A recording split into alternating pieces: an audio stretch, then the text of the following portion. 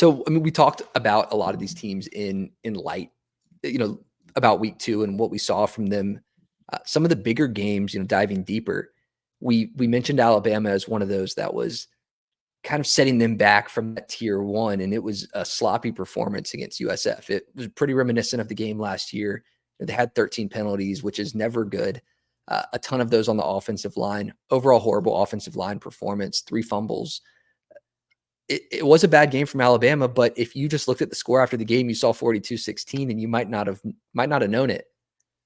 Yeah. I mean, and like you said, right, it's number 5 in our power rankings puts you at number 4 in the AP. If you looked at the box score, like you said, you wouldn't know it was a close game. And I just did a little bit of research, and 9 penalties in the first half. I think they had over like 12 or 13 penalties in the game. Under the Saban last year, they averaged 8 penalties a game, which is still on the higher end, but not 9 1/2, right? So where they really kind of found themselves in this close game is really a lot of mistakes on their end. And you got to give credit to USF for creating those opportunities for those mistakes. They came in, they were talking a lot of junk on social media beforehand, and they showed up, right, for a program that's very respectable. But you have to really give them credit for that 28-point explosion in the fourth quarter. That showed what the Bama brand is. It showed that they have fight and finish. Jalen Milroe, still had 2 touchdowns, still was, relatively impressive. But I think I guess if you're watching the film, not in a compromising position per se, would say clean up the penalties, clean up any sloppy play. Let's control the possession of the football. I think it was a Jam Williams had a fumble in the game. So those are some things that stood up to me when I watched the game. Yeah, it's Jalen Milroe. I joked earlier about him being the best running back in the SEC, but he is tied for 3rd in the SEC for rushing touchdowns right now. He had 2 in the air and 2 on the ground in that game. So the offense that Alabama is running is just so dependent on good O-line play. Mm-hmm. We know what he can do on the ground when he scrambles, but when he's a guy who senses pressure early in the pocket, he's not going to sit there and take the hit and deliver a pass across the middle of the field. Right as soon as that pocket collapses, he's out because he has the legs to do so. So in games where he's going to get hawked down, you're not going to be able to do that. And we saw USF shut down some of that early, bringing that pressure. And the O-line was just, I mentioned it with the penalties, we had 3 touchdowns called back from penalties. Right as soon as they got, Wilkin Formby out of there and put Elijah Pritchett on the line, 21 unanswered points right then. I can't say he's only the guy, but they all came up that right side and right tackle. So, with Caden Proctor out, the injuries on the O-line, a couple of transfers in, it is coming together slowly, but it better come together before week 5 against Georgia, or there's going to be some tough times for this offense behind that O-line.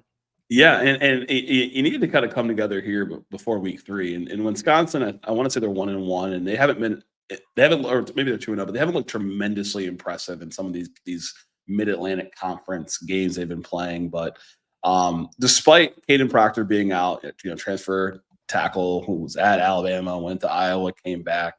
I'm going to correct myself. Jam Miller did look impressive, right? 140 yards, 1 touchdown. So it's just a matter of putting together for 4 quarters. They're kind of working to the kinks. I'd like to see more, maybe a little bit more run pass option when you have 2 capable running backs in the backfield, and like you said, potentially the best running back in the SEC in Jalen Milroe. Let's see him use it, right? If that's his strong suit, let's see them use it. Like, no one can stop him when he's coming downfield.